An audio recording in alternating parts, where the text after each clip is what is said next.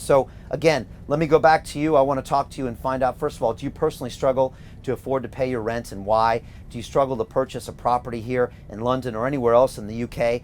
Do you think that our key workers, I'm talking about our nurses, our firefighters, our police officers, should be allowed to afford to rent or buy a home in the city? And do you think the current mayor failed on his promises to give us more affordable housing? And do we need to take this city in a new direction? So again, I want to go to your questions. Again, also tell me what borough you're in and what question you have for me, because I'm coming. You can see the digital battle bus is here.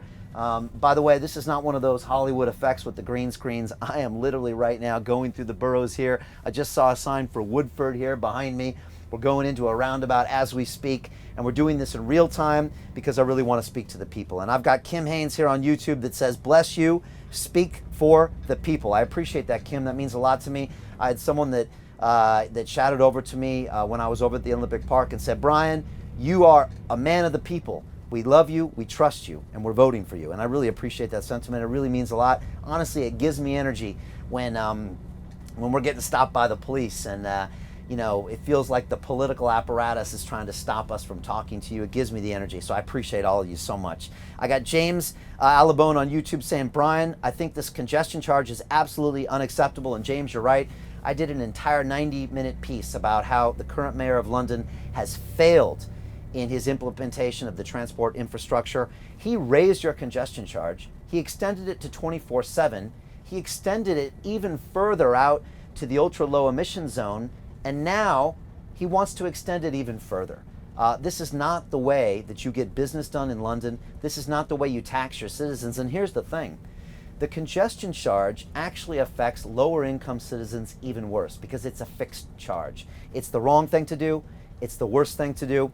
And we're going to change that. We're going to start with the congestion charge holiday. And I have a lot of other ideas of how we're going to bring income into the city. And I'll speak about that briefly at the end. We've got Alan Gibb on YouTube. Is worried and says, methinks he has stopped it again. I hope not. If he has, this country is in trouble. I think Alan is talking about my political process. Don't worry. We're going to move forward by any means necessary. To be honest, we could be pulled over at any point in time right now and arrested.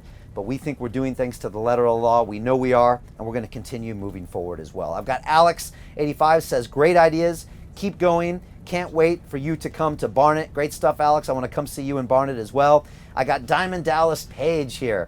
My man, Diamond Dallas Page, is on Instagram. Diamond Dallas Page is an incredible, incredible man. He was a former professional American wrestler.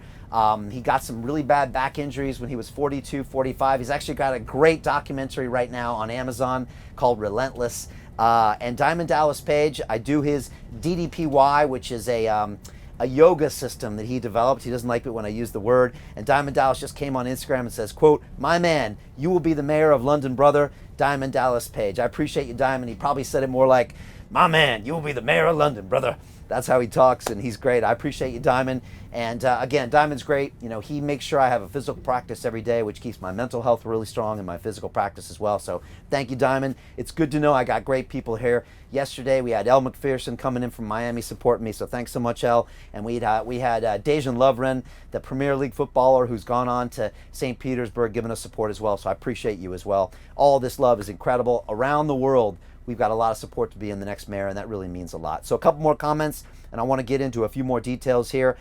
We've got Aaron Unknown on YouTube saying, absolutely love and support this man. Thank you, Aaron. I appreciate you.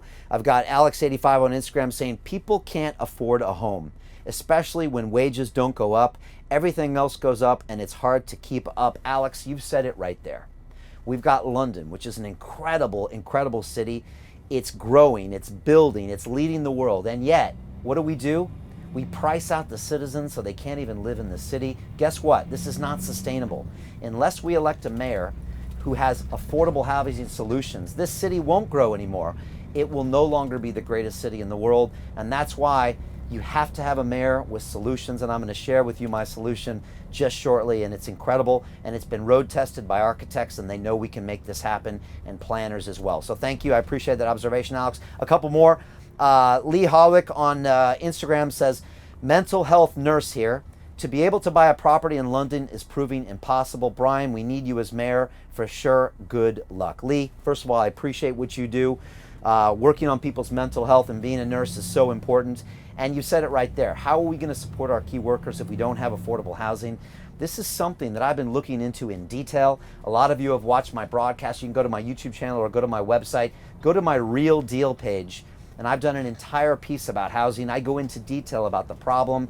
I go into more detail about the current mayor's failures, and I go into my solutions. And I'm working with some incredible people on that, and I'm going to share with that. So thank you, Lee. We have to support our nurses and our key workers at all costs. A couple more here. I got Amber on YouTube that says, Brian, what means the most to you in this life? Love, Amber, proud of your journey. And it's a great question, Amber. You know, for the longest time, what meant the most to me was me, right? For most of my life in my 20s and 30s, I thought Brian was the most important thing. And when I met my daughter, Gabby, when I went out to South Woodford, right around here, I started to realize that it was about other people, and it was about investing in the children and the future generations. And that's what my last 10 years has been with London Real. It's been about me serving other people. It's been about me giving back to other people. So the most important thing to me right now is to serve, period.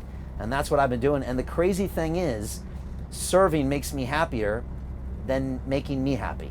And so every day I get up and I try to put in 15, 16, 18, 20-hour days to serve other people. I've been doing it through London Real through 10 years, 500 million views on our videos, all free to watch. And now I realized that being mayor of London is how I can even serve more. And it's going to be the hardest job of my life. It's going to be challenging and difficult, but it's the greatest way I can serve. Imagine if I can build 50,000 new homes by Christmas. Imagine the smiles on the faces of the families with their new home celebrating Christmas or Hanukkah or whatever holiday they're celebrating. Imagine that. That is real service, and that's what makes me happy. So thank you, Amber. And again, keep asking me these hard questions. You know, I'm doing this live. I am the most transparent politician you'll ever meet. As a matter of fact, I'm not even a politician. I'm someone who cares about this city, who wants to make a difference. I am always here for you. I'm always here to answer questions and be transparent about my failures and my successes. And I want to get your ideas so we can make the best decisions together. And I feel like we're going right by South Woodford here, where Gabby and Mariana used to live. It all looks familiar. And it's great being in the boroughs of Redbridge out here and Havering and going through Waltham Forest. We appreciate you. We appreciate every borough in London. You all have your unique challenges, and I want to help solve them all. A couple more questions here. We've got one more here, and I'll switch over as well. We got Leanna Francis on Instagram that says, quote, it costs me £8,500 a year to rent a bedroom and share a bathroom in South Woodford. I bet Leanna's probably watching us go right by as we speak right now. She goes on to say, it's absolutely disgusting. Even earning £25,000 a year, I can't afford a one-bed flat on my own. Leanna, you said it right there. You know, you're the exact person that I'm talking to. And that's why these conversations are so important. That's why the digital battle bus is so crucial, because we can have real conversations about the struggles. You're making £25,000 a year. I bet you probably went and paid for a degree to get that, right? You probably thought when you were a kid, if I could make £25,000 a year, I could live in this city. And guess what? You can't. And that's unacceptable. And I'd say the blame goes right up to the mayor. If the mayor can't provide affordable housing, then what's he doing for this city? If there were 400,000 more affordable homes in this city, I would almost promise, Liana, you wouldn't have that same problem.